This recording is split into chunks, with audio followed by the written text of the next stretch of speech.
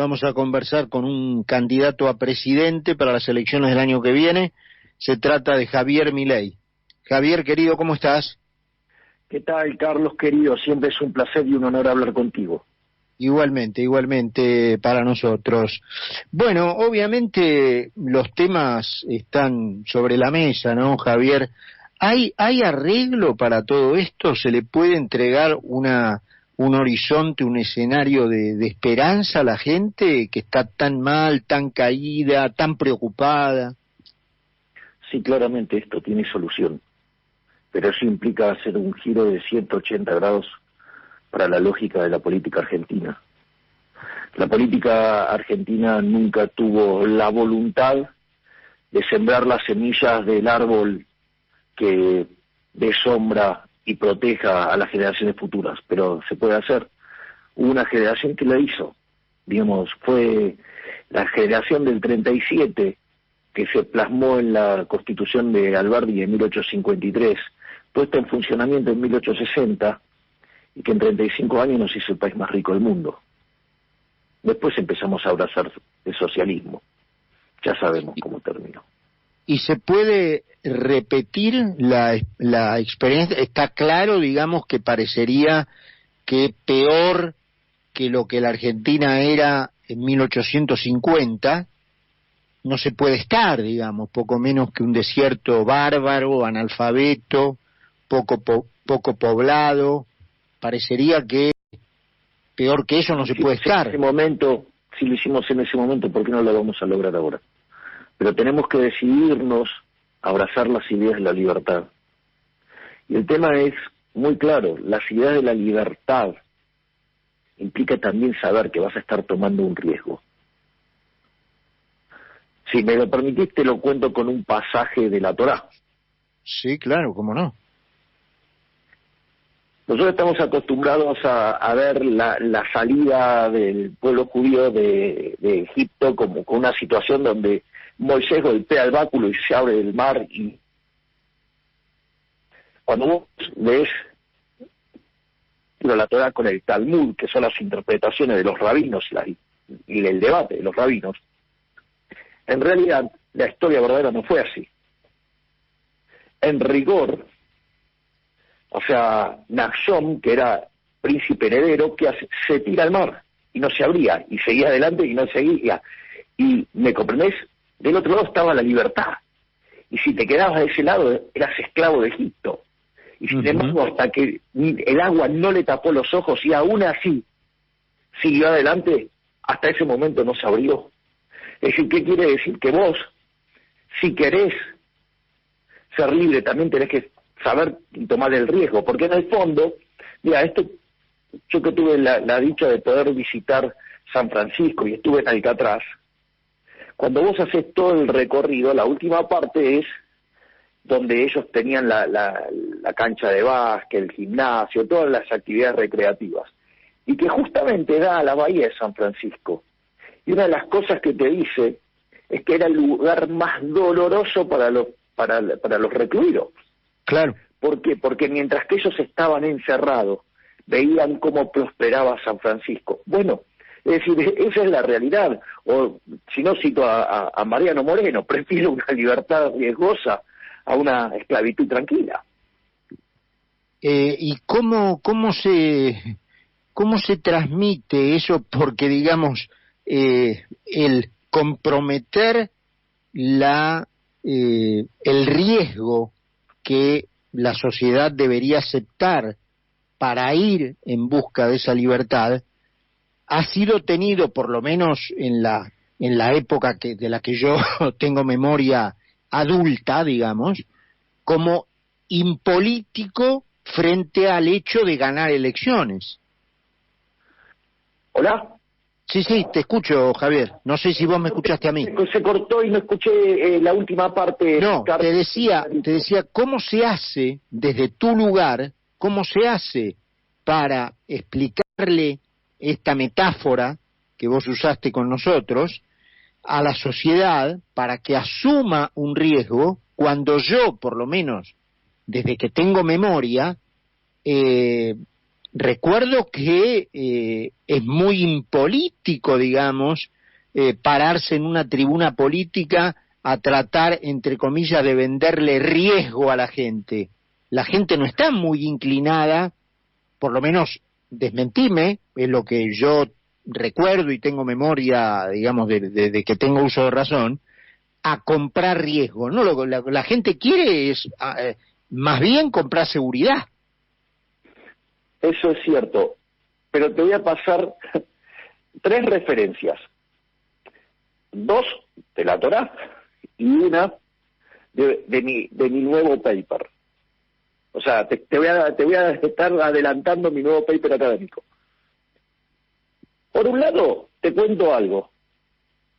Esta es la parte que mucha gente no sabe. La salida de Egipto, el 80% de los judíos decidieron quedarse en Egipto. O sea, solo el 20% decidió salir. Ojo, primer punto.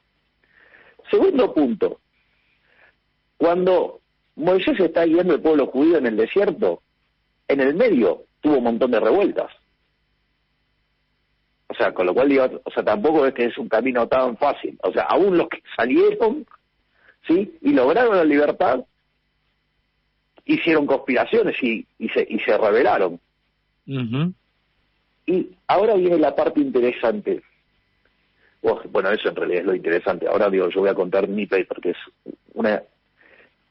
Yo el otro día estaba repasando, a la luz de estas situaciones, un paper de Milton Friedman sobre distribución del ingreso.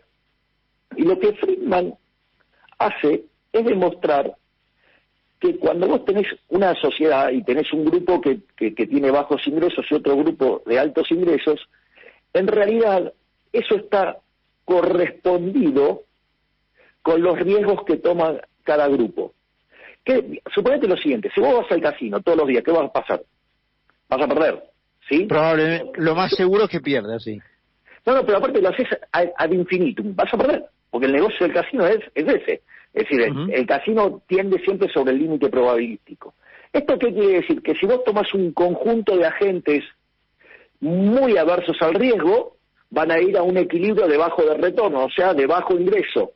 Y si vos tenés muchos individuos que toman riesgos, emprendedores, ¿sí?, cuando tiendas al límite probabilístico vas a generar alto retorno, o sea, altos ingresos.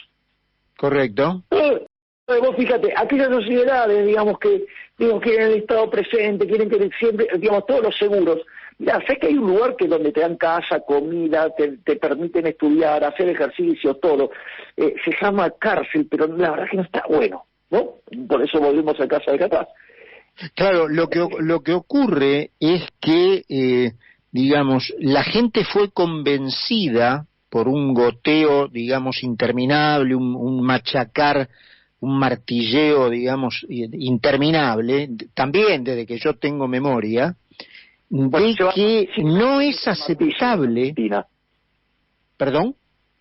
Ese martilleo en la cabeza de los argentinos lleva 106 años.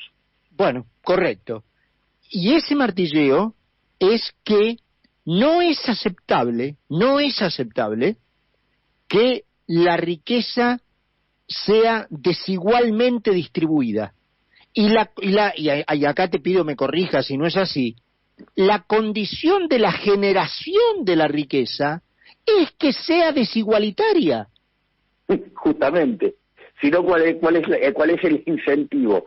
Es decir, tiene que ver con tu vocación de progresar. De hecho, fíjate, una de las cosas más interesantes de las reflexiones de la libertad, justamente, ¿cuál es el máximo logro del liberalismo? Haber alcanzado la libertad es la igualdad ante la ley. Y justamente cuando vos te peleás con el resultado, en el fondo lo que estás diciendo es, no, el trato desigual frente a la ley es distinto. Ahora, el punto es, si vos asegurás la igualdad ante la ley, asegurás la libertad. Ahora, si vos vas a hacer una ley distinta para cada uno, o sea, lo que no hay es libertad, justamente.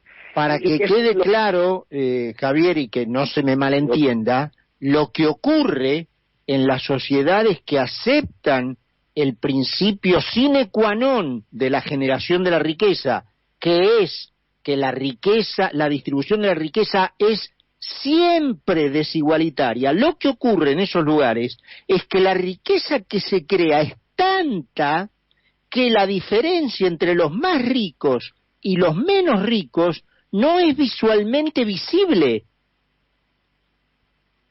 A ver, no se alcanza a ver porque al final del día el más rico y el menos rico llevan el mismo tipo de vida. A ver, acá lo interesante es que el tamaño de la torta se hace tan grande que no hay pobreza. Exactamente. Es decir, acá a ver, la condición natural del hombre hasta que llegó la revolución industrial fue la pobreza. Claro, exactamente. Esto cambió cuando apareció el capitalismo y dio lugar a la revolución industrial, y de tener 95% de la población en condición de pobreza extrema, hasta antes de la pandemia se llevó ese número a 5%, cuando además se multiplicó por 8 la población, listo, o más de 8. ¿No? Entonces, cuando vos, y ahora te lo pregunto en tu calidad de candidato a presidente, cuando vos en este marco escuchás a un señor como Grabois, frente al cual vos te prestaste no hace mucho 5 años y media debatí con él. A un debate, exactamente. Cuando vos lo escuchás apelar a que acá hay unos cuantos gauchos y gauchas dispuestos a dar nuestra sangre en las calles, y hoy no contento con eso lo dijo ayer, hoy dijo que, cuando le pidieron explicaciones por eso que había dicho ayer, dijo que prefería decirlo a no lamentarse cuando los saqueos empiecen. Cuando vos escuchas eso, ¿qué pensás? Bueno, que Grabois y sus ideas son parte del hundimiento de Argentina. Es decir, porque acá es lo importante, al menos desde mi punto de vista, los valores subyacentes en el socialismo, que es la envidia, el odio, el resentimiento, el trato desigual frente a la ley, el asesinato. De eso no puede salir nada bueno, Carlos. Obviamente, bueno, claro que no. Entonces, digamos, esas sociedades que ponen tanto énfasis en ese resentimiento, en la envidia, en el odio, ¿y qué va a pasar? Y se van a hundir, van a ser todos iguales, todos igualmente pobres y miserables. Tal cual. En cambio, pero además, no hay nada más salvaje que querer igualar a los que somos, gracias a Dios, naturalmente desiguales. Exactamente. Ahora, te hago una pregunta para ver si... El trabajo y el bienestar. Si lo tenés, en esto que conversamos hace un par de minutos atrás, ¿ya tenés ensayado el discurso que vas a decirle a la gente para explicarles que no hay libertad sin riesgo y que van a tener que asumir un riesgo si queremos salir de esto? Exactamente. ¿Ya lo tenés? Claro, digo, por eso te acabo de adelantar el paper académico que tengo cocinado, porque vos fíjate que una sociedad que se abre a la libertad, que se abre a los riesgos, ¿sí? Eso genera que en términos agregados tiendas al límite probabilístico y tendés al bienestar. Sí, claro, la libertad entraña riesgos, pero tiene todos los mecanismos, sí, que es el proceso de mercado, por el cual se terminan beneficiando todos los que están en ese entorno, que es el riesgo de emprender. Ahora, si querés, podés ser esclavo y llevar una vida miserable. Te van a prometer casa, comida, vestimenta, educación, todo lo que quieras, pero vas a perder la libertad. Y cuando quieras pasar a buscar por la caja la promesa, el cheque de la promesa que te hicieron, te vas a dar cuenta que además también te jodieron. Exactamente. Bueno, Javi, ojalá logres articular, palabra preferida de la señora, ojalá logres articular, a ver, este es un deseo mío, ¿no? Ojalá logres articular un discurso fácil, digamos, de fácil llegada, de fácil entendimiento, para que esto, que es difícil de aceptar y a veces difícil de entender, sea aceptado y entendido. Ojalá lo logres. Ojalá, digamos, esa suerte, esa dicha me acompañe. Yo trabajo fuertemente en eso, y yo creo que dando la discusión desde los valores morales es más fácil llegar. Pero claro, para eso tenés que saber qué valores morales estás discutiendo. Y yo creo que me parece que el debate pasa por ahí. El día que vos ponés los valores morales en el centro del debate, es cuando vos entendés que solamente podés vivir en libertad y que cualquier otra cosa es esclavitud. Entonces yo creo que ese es el sueño que hay que transmitirle a los argentinos de bien. Sí, fíjate, y con esto ya te despido, que con el día que estuvimos hoy, el dólar a 3.40, y yo hablando con un candidato a presidente economista antes que ninguna otra cosa, no le pregunté de eso. Es porque la discusión de fondo, lo sabés muy bien vos, los liberales lo sabemos muy bien, el fondo de la discusión es moral. Exactamente.